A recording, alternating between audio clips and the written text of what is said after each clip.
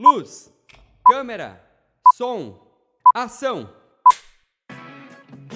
Matinê. Tudo para ficar ligado no universo do cinema.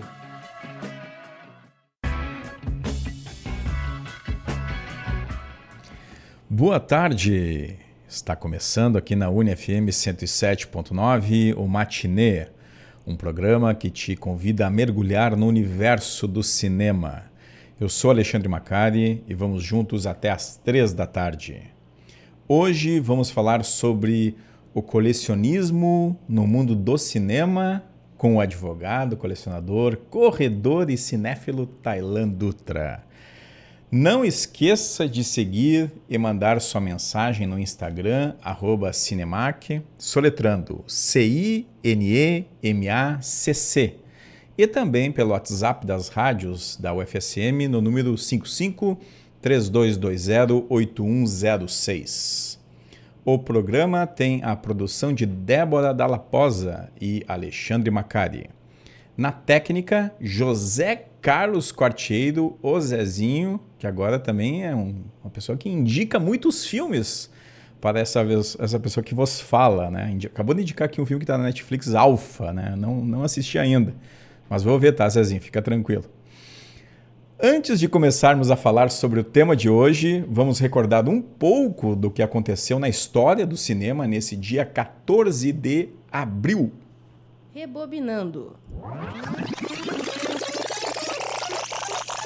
O passado da sétima arte em destaque. Há 113 anos, em 1912, ocorria uma das maiores tragédias marítimas da história, o naufrágio do RMS Titanic.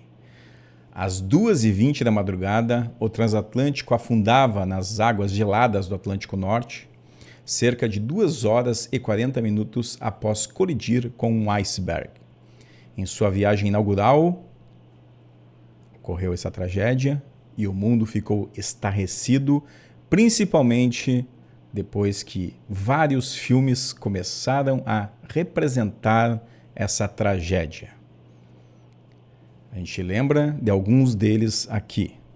Apenas 29 dias após o naufrágio, foi lançado o primeiro filme sobre a tragédia, Saved from the Titanic, uma produção muda e documental com a participação de uma das sobreviventes, a atriz Dorothy Gibson. Em 1933, o vencedor do Oscar, Cavalgada, incluiu uma cena significativa a bordo do Titanic, mesmo sem ter o desastre como foco central da história.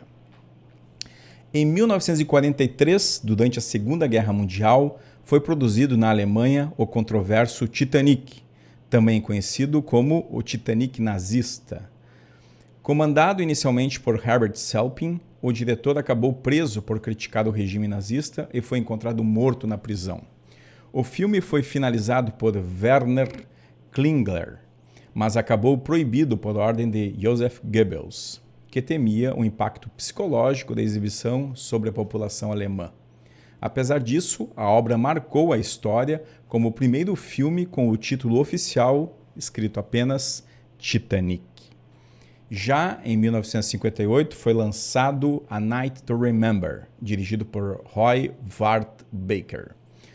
Um dos retratos mais fiéis do que teria ocorrido naquela noite fatídica, o filme mergulha nas histórias de passageiros e tripulantes e é considerado até hoje um dos mais respeitados filmes sobre o tema.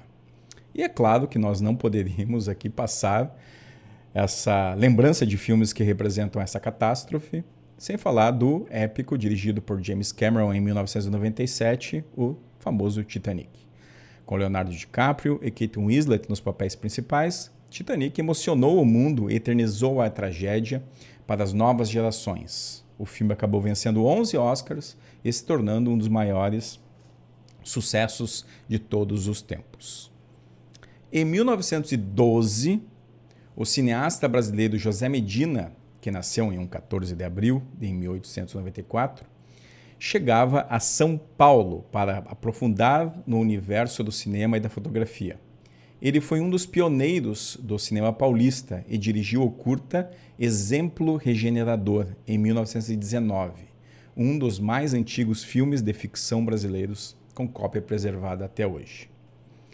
Também lembramos o nascimento, em 1904, de Sir John Gielgud, um dos grandes nomes do teatro inglês, cuja carreira atravessou 8 décadas. Embora tenha demorado a se render ao cinema, ele brilhou em filmes como Beckett, O Homem-Elefante e Arthur, papel pelo qual ganhou o Oscar de ator coadjuvante em 1981. Completaria 100 anos, se fosse vivo hoje, o ator norte-americano Rod Steiger.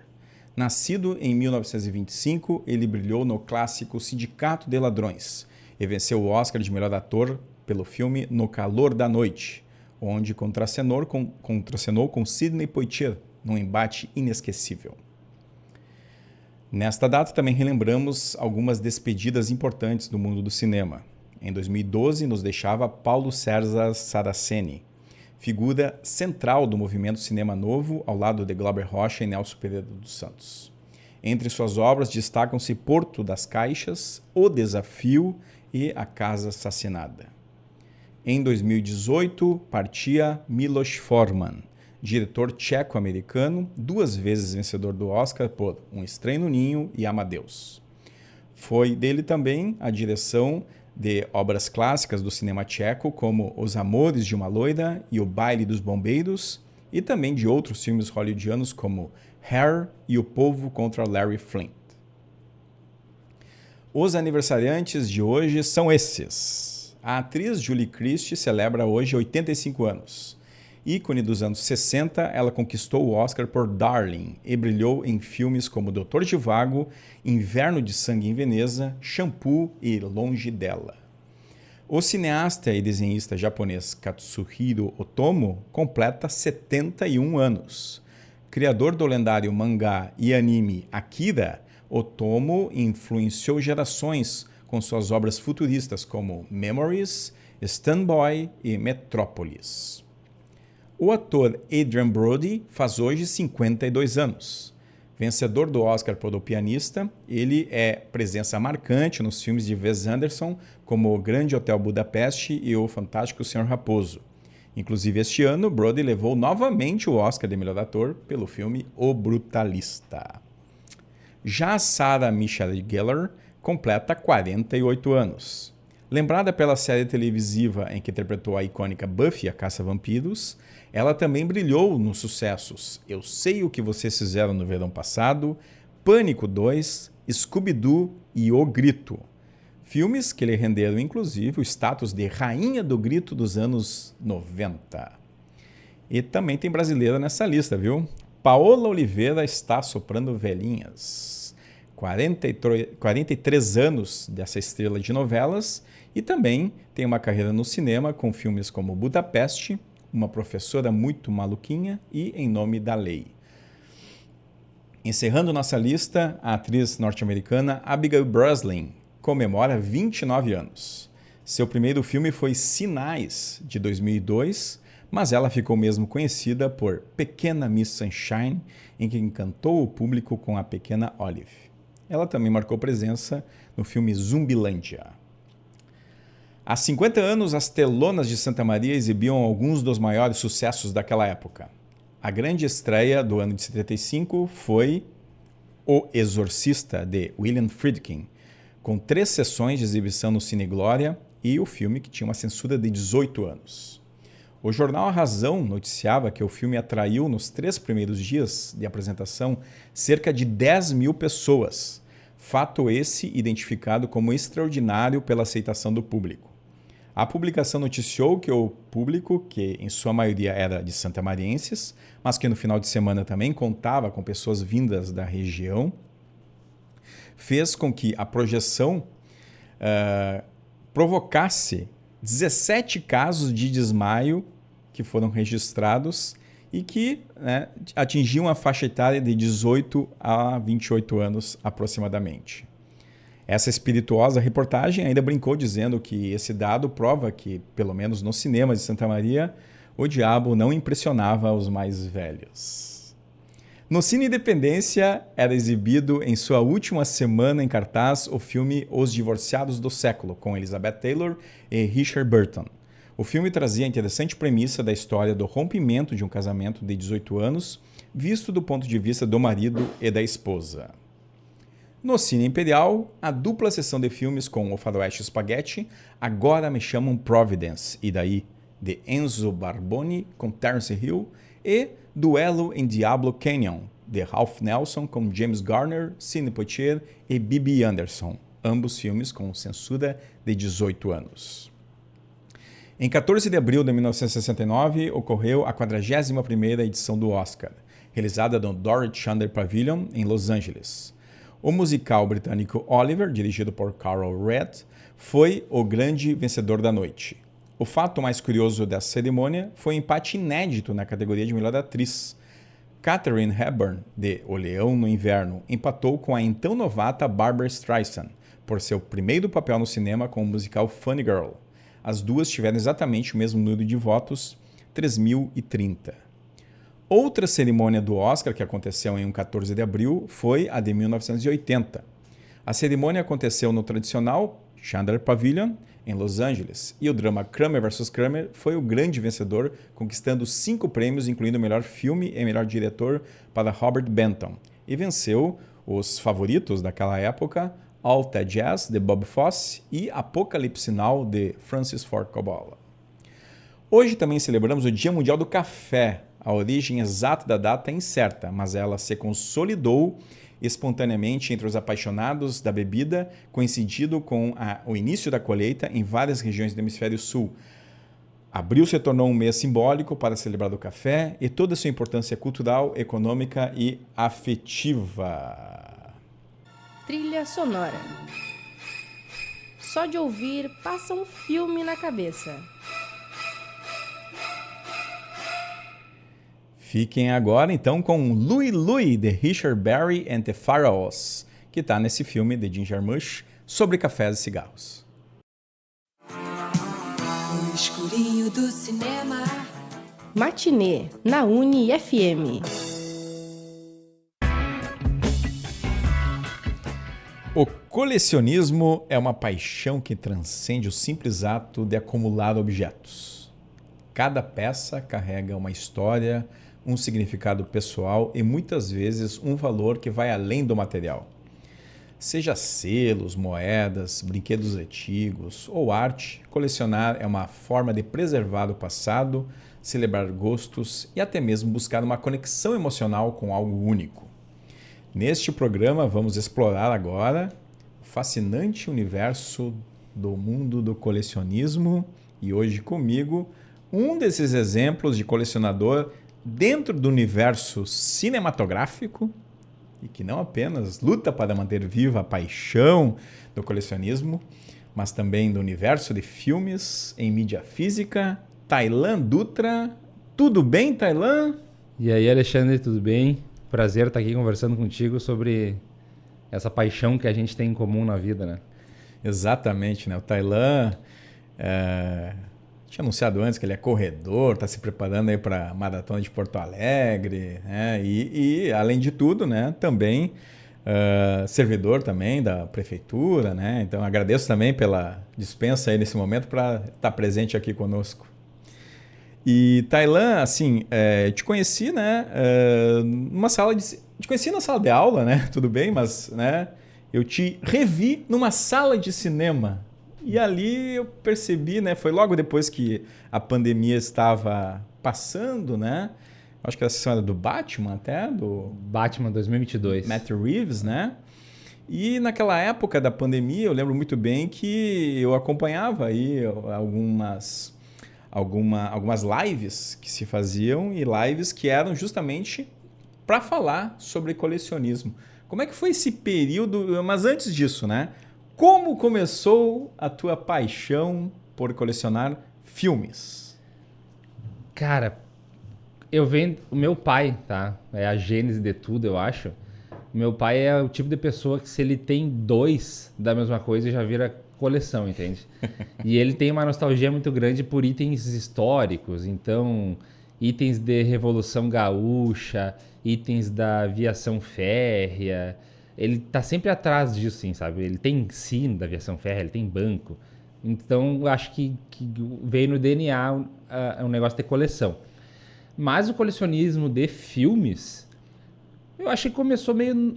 Foi um caminho meio normal, porque eu sempre amei cinema e eu gostava de comprar. E é aquela coisa, né? De adolescente, comprava com dinheirinho da mesada, pedia de Natal, pedia de aniversário, alguém que viajava trazia um.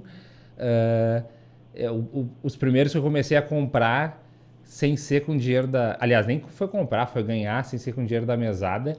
Foi quando eu fiz 18 anos. Eu fiz 18 anos, ganhei de aniversário a minha carteira, né? Ah, vai fazer o exame de prova de carro.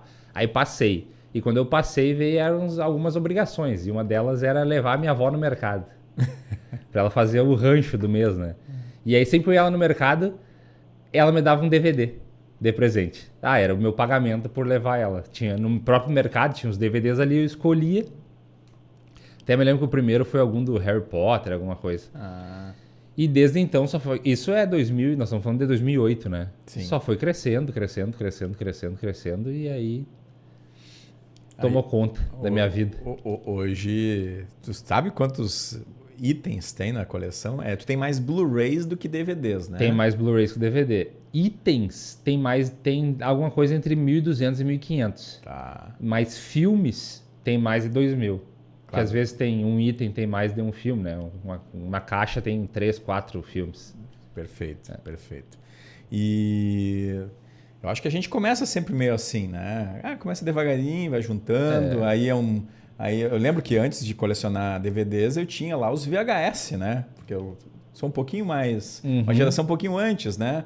E aí os VHS, muitos deles eu tinha que... Alguns eram cópias, né? Não era exatamente não era aquele o verdinho da Disney, né? O que é famoso, né? Então, e assim foi crescendo também de uma forma que quando tu vê, tu já passou lá do número que tu tinha em mente, né? E o interessante é porque a gente vai criando assim, né? Algo meio mental, assim, de pensar... preciso completar a coleção dos filmes que foram indicados ao Oscar. Preciso completar a coleção do diretor X. Tu tem alguma... Hoje, né? Tu tem alguma estratégia assim para comprar os filmes? Sei que agora pai de família, criança pequena, né? Muda um pouco a rotina. Muda. Mas o colecionismo, evidentemente, que ele permanece de certa forma, né? Ele permanece. Agora a gente está com uma preocupação um pouco maior, que a criança não destrua a coleção, que ela já está na altura, né? Já está pegando, está ficando de pé. Mas, cara, de uns 2 anos para cá, eu estabeleci uma meta, que é uma meta que eu não sei se um dia eu vou cumprir, né? Eu só vou jogando com ela. Eu gostaria de ter todos os filmes lançados em Blu-ray no Brasil. Isso é uma conta de mais de 3.000. Pois eu ia perguntar. Todos lançados no Brasil. É uma conta de mais de 3.000. Eu não cheguei nem na metade. São coisas que são impossíveis. São coisas que quem tem não se desfaz. São coisas que tu não acha para vender. São coisas que... Tem coisas que já se desfizeram com o tempo. A gente tem um problema muito sério de umas mídias no começo. Assim, umas mídias, acho que foram feitas com umas mídias de baixa qualidade, ela se destrói, assim. O DVD que tu comprou em 99, 2000, tá de pé ainda funcionando. E o Blu-ray que tu comprou em 2009, 2010 já criou bolha e não funciona mais. Que coisa. Inclusive depois eu passo uma lista pra te olhar os teus lá. Não, vou ter que fazer isso, né? Porque os filmes ficam lá também e a gente, né, revisita esporadicamente alguns, né? Mas tu falou isso, né? Da questão dos filmes lançados no Brasil, dos Blu-rays no caso, né? O Brasil hoje sofre com esse problema, né? Que é justamente as grandes distribuidoras, né? As majors, né? Elas pararam de lançar filmes em mídia física aqui no Brasil, né?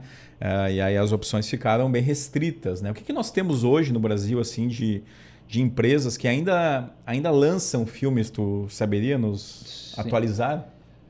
A gente tem as mais antigas no mercado, como tu disse, os grandes estúdios, eles não estão mais, né? Eles nunca estiveram presentes como o estúdio lançando. Sim. Eles cediam o catálogo deles para uma empresa que fazia o marketing, né? A propaganda e o marketing, essa empresa. Não era um lançamento da Warner, por exemplo, era um lançamento da Solutions to Go que teria a licença da Warner. Hoje em dia nós temos a Versátil e a Colecione Clássicos, que são as empresas mais antigas. E tem umas empresas novas que estão surgindo aí, que a gente não sabe muito bem como que elas vão se manter, mas que estão lançando uns filmes que o pessoal sempre quis, assim, trabalhando muito com sublicenciamento hoje. Daí... A Classic Line também, eu A acho. Classic Line. De Fortaleza, né? Classic Line, que é de Fortaleza, do Nordeste também, isso mesmo. Isso. É. E porque assim, ó, é importante dizer, né, para o nosso ouvinte que o Tailan e eu somos colecionadores, a gente compra filmes e tal, e a gente vê hoje que, claro, o streaming ele ocupa, digamos, às vezes daquilo que antes a locadora fazia parte do universo das pessoas, a locadora de filmes, né? E ao mesmo tempo que a gente percebe assim essa expansão do streaming, a gente percebe a diminuição justamente do outro lado, né? Que é o lado justamente de pensar a conservação desses filmes numa mídia física, onde tu pode ter o acesso, independente da hora, independente lá do sujeito que quer deixar no catálogo ou não o filme disponível para você, ouvinte, né?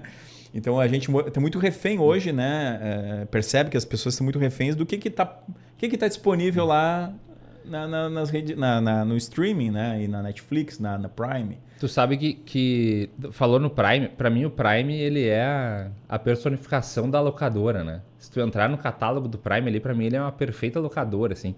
Tem umas coisas obscuras que tu só vai encontrar no Prime, tá? Fazendo esse parênteses.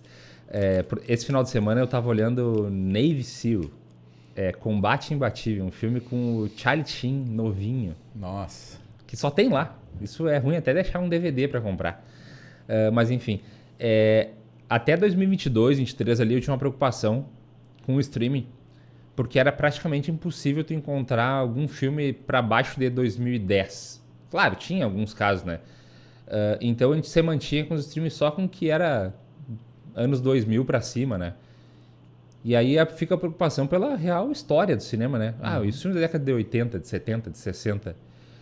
Agora, no atual momento que a gente está vendo, eu já estou vendo os filmes mais antigos aparecerem nos streams. E também os que fogem de Hollywood.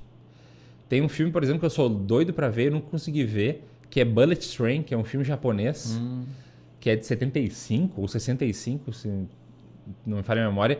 E eu descobri que ele vai entrar agora na Netflix, dia 27. Olha. Isso com certeza a gente deve ter comprado algum pacote de filmes e ele veio junto, sabe? E o filme é chinês? Ele é japonês. Japonês. E ele vai entrar. Mas senão a gente fica muito restrito a serviço de filme hollywoodiano, filme inglês. Tem muita coisa turca também. Mas e os filmes, né, orientais, e os filmes africanos, e os filmes do leste europeu, como a gente vai assistir? É difícil tu achar isso no streaming, né? Se não for um streaming mais dedicado a isso, tipo o MUBI, por exemplo. E isso tudo a mídia física nos proporciona, né? Ah, sem dúvida. E sem contar que é nosso, né? Se eu quiser assistir a hora que for, tá ali. Tá ali. Não corro o risco de sair. Venceu a licença, vou ter que tirar do catálogo. Só puxar da prateleira, abrir o player, que é um outro problema que nós temos hoje, né? É a falta de players no mercado, né? Mas, Tailan, antes de a gente fazer um intervalinho para uma canção aqui especial para o mundo do colecionismo, né? Como é que foi a experiência na época da pandemia? Eu acho que é um relato interessante aqui, né? Como é que foi participar das lives, né, do blog do JC e tal? Cara, foi bacana porque eu conheço o Juliano, que é o JC, desde 2013, 2012, que eu escrevia para o blog dele, que é o blog do JC, que é um blog voltado para a mídia física. E eu não falava com o Juliano desde 2013, fazia 7 anos. E na pandemia a gente conversou, trocou uma ideia, ele já tinha feito umas 2 ou 3 lives, eu acho que ele me convidou para participar. E aí a gente seguiu, o nosso time deu, assim, uma liga inacreditável. Parecia que a gente era todos amigos há pelo menos uns 30 anos, assim. Ouvindo vocês parecia mesmo. Cara, era assim, às vezes a gente brincava, cara, como a gente fez essa piada tão no timing, sabe? Foi muito legal. A gente em 2000, isso é a parte das lives, né? Em 2020, até março, tava todo mundo em clima de velório com a mídia física, os estúdios estavam todos indo embora porque não tinha venda. Com a pandemia, é até um negócio curioso, porque é o momento de maior crise financeira do país, né, do mundo, e foi o momento que a mídia física mais ressurgiu no país. Me lembro que a gente saiu de um ano de 2019 que teve menos de 100 lançamentos para mais de 150 lançamentos. Isso só falando em Blu-ray, tô falando de DVD, tá? DVD foi muito mais.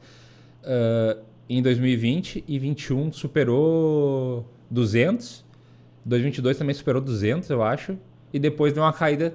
Com o fim da pandemia, deu uma caída de novo. Claro, as pessoas começam a gastar em outros lugares, né? Eu vou sair de casa, eu posso ir num barzinho, eu posso ir no cinema.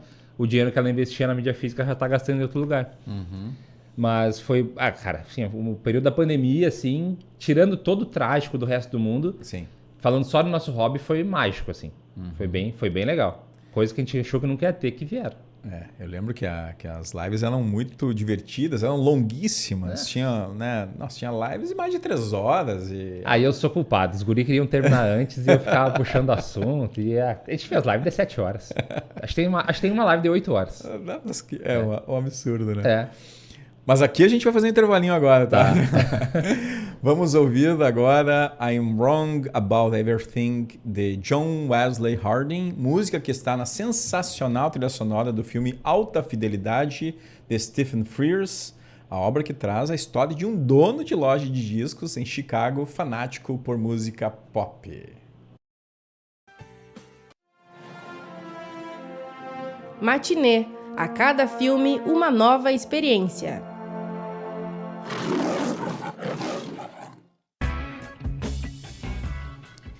Tá aí a música de John Wesley Harding, no filme Alta Fidelidade. Que filmaço, que filme gostoso de se ver, né? Porque é aquela coisa, né? Conversa sobre música boa, né? Loja de discos, uma coisa incrível, assim. Eu fico sempre pensando... No Brasil também tem um filme chamado Durval Discos, né? Que também faz uma relação com essa questão do colecionismo também, porque... se a gente for pensar, se os DVDs e os Blu-rays estão meio que saindo, né, ou pelo menos descontinuados aqui de produção no Brasil, os LPs é uma onda que voltou. Né? Tudo bem que voltou para um público bem restrito, porque os preços são, às vezes, muito abusivos. Né?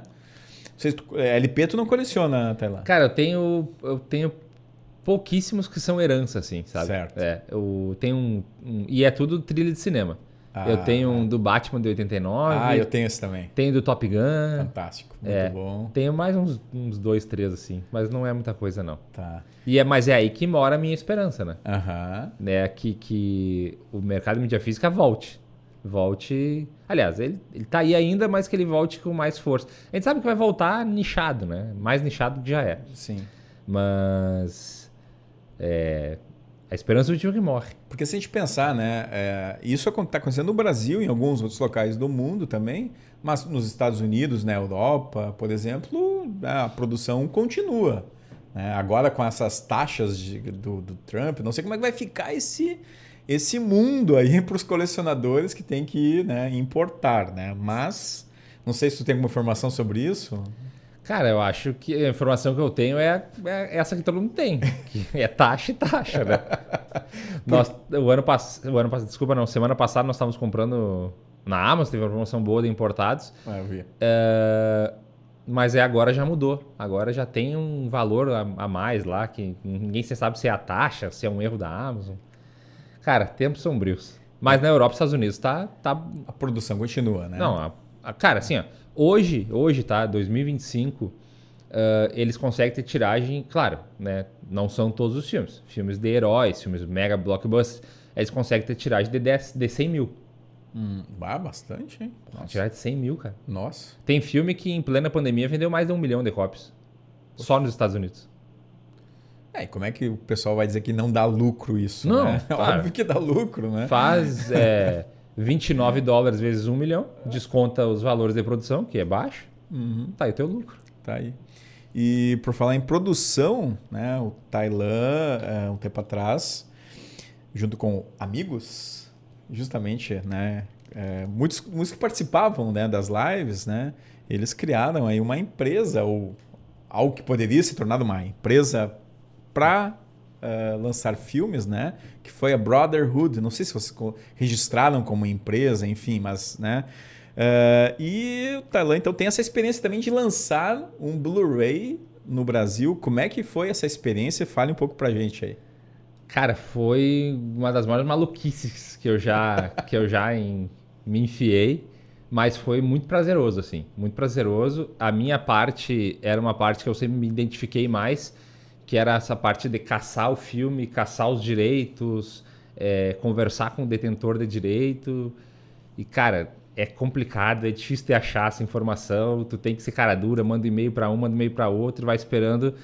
E aí a gente sempre tenta, mas no fim deu certo. Nós conseguimos lançar o Repulsion, né, que é um filme do Polanski. Repulsa ao sexo no Brasil, né? Nós optamos por manter o nome Repulsion título, em inglês, até por querendo fugir de alguma coisa desse mundo ultraconservador que a gente vive hoje, né, do Repulsa ao sexo. Ele faz parte da trilogia do Apartamento, do Polanski, que agora está completa no Brasil, todos os filmes já foram lançados. E a gente queria fazer alguma coisa como todos nós, 8, éramos colecionadores, a gente queria fazer algo que nunca tinha sido feito e a gente sabia que o pessoal ia curtir.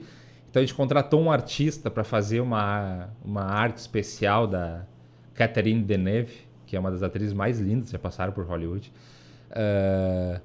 A gente fez uma luva de acetato, que foi um negócio que mais deu dor de cabeça, pode imaginar. Mas ficou bonito na edição. Ficou bonito, graças a Deus ficou bonito, porque foi difícil de fazer. É um processo manual, cara. Como a gente fez uma tiragem de 1000, não existe produção fabril para tiragem de 1000.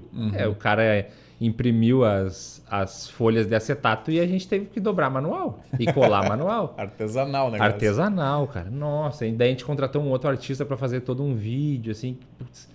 Cara, é muito trabalho, mas super, super, super prazeroso de fazer.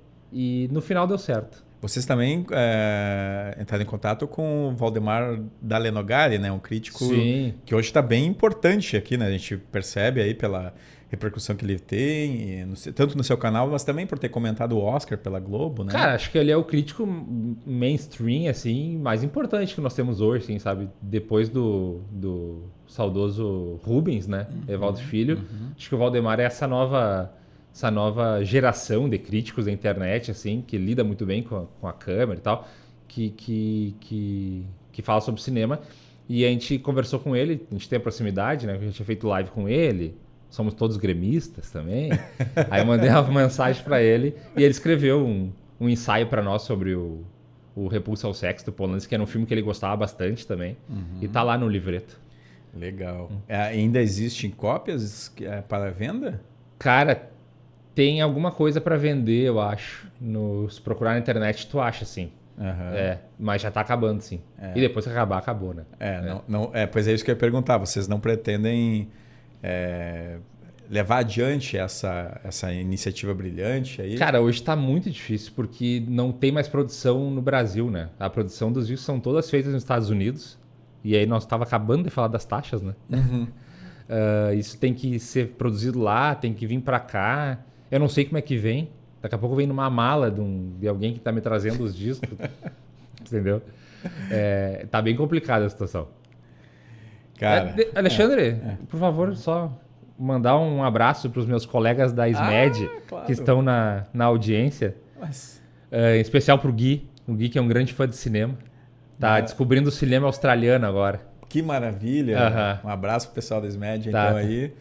Né? E o Tailan, referência aí, né? Tanto para a empresa quanto, né, para quem também seguia você no canal Moviebox, né? Porque também tu tinha uma produção junto com as lives, né? Tu tinha o canal Moviebox no YouTube, né? E como é que anda o Moviebox hoje, né? Hoje anda meio em pause, porque nem seu tempo, né, tá meio escasso. Mas tem grupo de WhatsApp também, né? Tem grupo do WhatsApp, tem grupo no Facebook também. Tá. O pessoal discute lá, é um espaço aberto para o pessoal discutir sobre cinema, sobre edições. Quando eu criei o grupo lá em 2014, era para meio amplo, assim, para discutir sobre cinema e edições. Mais sobre cinema que quisesse, né? Aí eu lanço, tem um perfil no Instagram também. Isso eu ia comentar. Qual é o arroba? @movebox, moveboxbr. Né? Tá. Eu ponho, a gente posta as notícias, põe umas enquetes lá. Às vezes coloca também promoções que estão aí. Promoções, Da Amazon, por exemplo, eu fiquei sabendo uma porque eu vi lá no Moviebox que tinha... O que tu pegou? Pegou o que eu tô pensando? Peguei o que tu tá pensando. Então. Pegamos todos o Zé do Caixão, então. O Zé do Caixão, Coffee Joy, aí tava. super promoção. Não sei como é que tá agora, mas... Já subiu o preço de novo. Porque o Zé do Caixão nunca foi lançado em alta resolução, tinha DVDs que foram lançados há muito tempo atrás, né? E cópias assim, mais pobrinhas e tal, mas era o que tinha, né? Até eu tenho esses DVDs aí da coleção Zé do Caixão naquela época. E na Inglaterra, né? Saiu uma edição em Blu-ray, super resolução. É isso aí. É essa aí que a gente comprou. E aí, quando o Tailan postou lá, fui lá no link que ele colocou lá e, né, fiz a festa. Cara, o mais importante dessa coleção aí que eu falo nem são os filmes. Os filmes a gente dá um jeito, a gente assiste. Mas tem um documentário produzido pela Arrow que... eu tô louco pra assistir esse documentário. A primeira coisa que eu vou fazer vai ser assistir o documentário. Não, sobre a vida do Zé do Caixão, não é nem os filmes primeiro. Até porque o Zé do Caixão, né, para quem geralmente o pessoal associa o Zé do Caixão a algo estereotipado, né? Sim. O sujeito lá com as unhas compridas, pessoa estranha, fala estranha também, arrastada, né? Mas os filmes dele, olha, são obras-primas do cinema brasileiro, do cinema...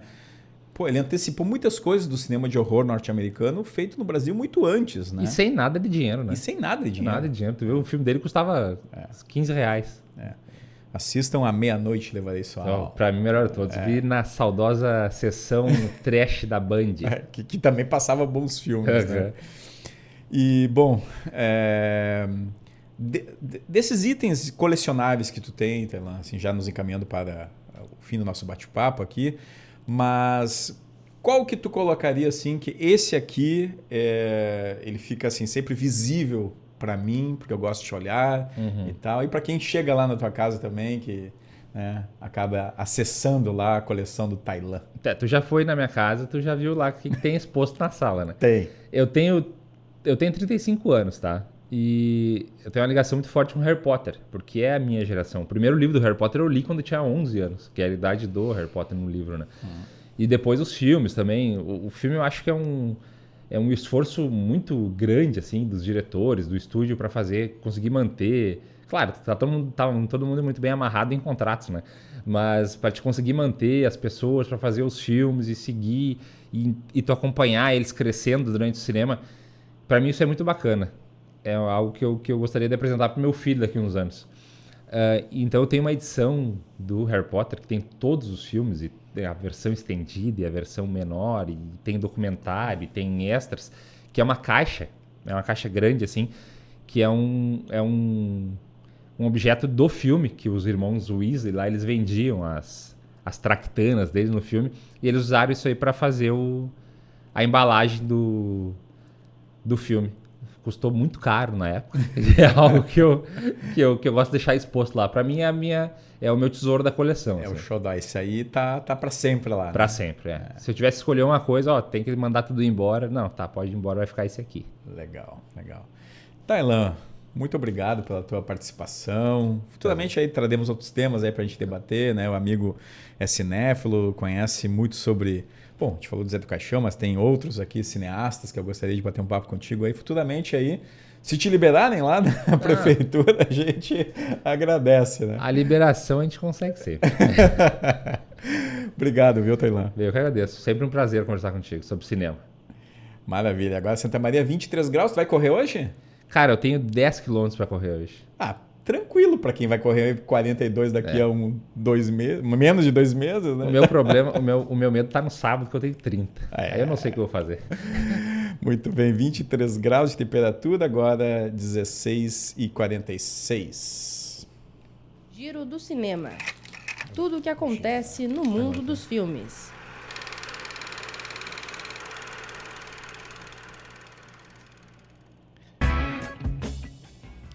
Agora é hora do nosso giro do cinema, com a programação de cinema de Santa Maria e as notícias do mundo dos filmes. A principal estreia da semana no Cinépolis e no Arcoplex é Operação Vingança, de James Wavs, e com Rami Malek no papel central. Depois que sua esposa é tragicamente morta em um ataque terrorista em Londres, um criptógrafo da CIA exige que seus chefes vão atrás dos assassinos. Quando fica claro que eles não agirão devido a prioridades internas conflitantes, ele chantageia a agência para treiná-lo e deixá-lo ir atrás deles sozinho. O filme está lá no Cinépolis e no Arcoplex. Também em cartaz nesses dois cinemas da cidade, o suspense Drop, Ameaça Anônima, a fantasia Um Filme Minecraft e o sucesso de bilheteria Branca de Neve. No Arcoplex segue em cartaz Code Colarum, com Sylvester Stallone e Isis Valverde.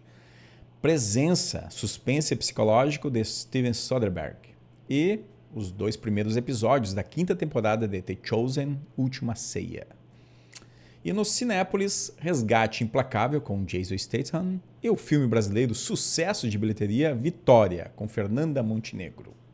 Agora pegue a caneta, sua agenda e anote a programação dos cineclubes de Santa Maria nessa semana e na próxima também. O Cineclube Lanterninha Aurélio segue a programação do 10º Arquivo em Cartaz, Festival Internacional de Cinema de Arquivo, promovido pelo Arquivo Nacional. Com o tema Memórias da Terra em Filmes de Arquivo, o festival dispõe de uma série de obras que tratam das questões ambientais, alargando concepções sobre as memórias da Terra e diferentes arquivos diante da exploração ambiental, das catástrofes ambientais e das mudanças climáticas. Então, amanhã, às 19 horas, o filme Taego Awa, de 2017, de Henrique Borella e Marcelo Borella. E na outra semana, dia 22, depois do feriado de Tiradentes, A Última Fortaleza, filme de 2021, dirigido por Luiz Bolognese. As sessões ocorrem lá no auditório da SESMA e a entrada é gratuita. O Cineclube da Boca exibe na próxima quarta-feira, dia 16, às 19 horas, o curta-metragem A Última Trincheira, de 2002, de Rondon Castro. E, na outra semana, dia 23, o curta-metragem Às 6 horas da tarde, de 2011, de Helker Paz. As sessões acontecem no Auditório 67, aqui na UFSM, sempre às 19 horas, e a entrada é franca. O cineasta Ted Kotcheff, conhecido por dirigir Rambo, Programado para Matar, de 1982, morreu aos 94 anos na quinta-feira passada. Segundo o filho, ele faleceu pacificamente, cercado da família em um hospital no México. Canadense, Kotcheff contribuiu para a organização do cinema australiano, aí fica mais uma dica para o nosso amigo que está ouvindo aí, vendo filmes australianos, né? Principalmente do subgênero Ozploitation, como o brilhante Pelos Caminhos do Inferno, de 1971, que traz a história de um professor que após perder uma aposta, fica perdido em uma escaldante cidade no deserto, repleta de homens bêbados, loucos e violentos. O filme é uma loucura, assim, mas é Ozploitation na veia. Outro filme dele de grande destaque, O Grande Vigarista, de 1974, com Richard Dreyfuss, e por esse filme ele foi premiado com o Urso de Ouro em Berlim. Entretanto, claro, seus maiores sucessos foram com Rambo, Programado para Matar, com o Sylvester Stallone, e a comédia de humor ácido Um Morto Muito Louco, de 1989. Também nessa semana morreu o ator Nick Katt, aos 54 anos. A informação foi confirmada pelo seu advogado ao New York Times, sem detalhes sobre a causa da morte. Katt começou como ator mirim e ficou conhecido por papéis de vilões e valentões em filmes como Sin City, Escola de Rock e O Primeiro Milhão. Seu maior destaque, no entanto, foi em Jovens Loucos e Rebeldes, de Richard Linklater, em que interpretou o durão Clint Bruno. A Academia de Artes e Ciências Cinematográficas anunciou na última quinta-feira que, a partir de 2028, a premiação contará com a categoria de melhor direção de dublês. O anúncio marca um reconhecimento inédito a esses profissionais que fazem cenas de ação e que acabam dando vida a muitos protagonistas que, né, acabam usando desses dublês para fazer destaque aí, nos filmes. Em comunicado, o CEO da academia, Bill Kramer, e a presidente Janet Young destacam que, desde os primórdios do cinema, a direção de dublês tem sido parte fundamental das produções. As regras da nova categoria serão divulgadas em 2027 e a primeira estatueta será entregue em 2028, ano em que o Oscar completa sua 100ª edição. Também, na quinta-feira passada, o Festival de Cannes anunciou os filmes selecionados para a mostra competitiva e tem Brasil na disputa pela Palma de Ouro. O novo filme do cineasta Kleber Mendonça Filho, O Agente Secreto, foi confirmado na competição. A obra é um thriller político ambientado em 1977, durante a ditadura civil-militar brasileira. Nome já conhecido em Cannes, Kleber já concorreu ao prêmio máximo do festival com os aclamados Aquarius e Bacurau, que inclusive conquistou o prêmio do júri em 2019.